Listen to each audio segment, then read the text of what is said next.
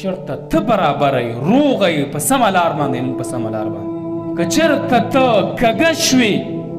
وان اعوججت اعوججنا موږ به هم په کږه باندې لاړ شو حدیث کې راځي سند یې راته نه دی معلوم الله رسول فرمایي نسبت د حدیث کېږي ما ته پته نشته چې صحیح دی که صحیح نه دی حدیث دی اذا اصبح ابن آدم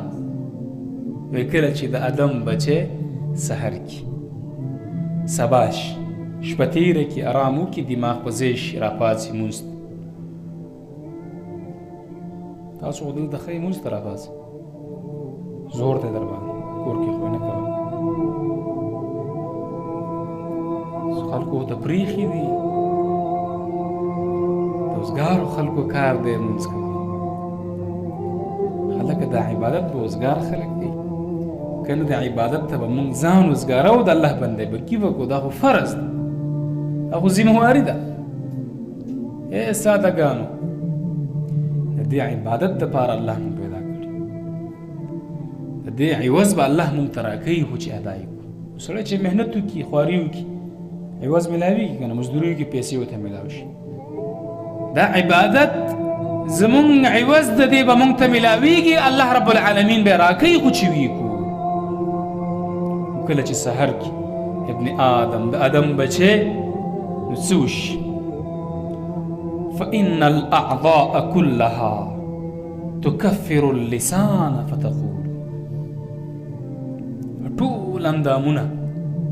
لاس خپه خېټه غوږونه دا ټول سوال زاری کوي چاته سوال زاری کوي دې ژبې ته اتق الله اے جبې د الله نه ویریږه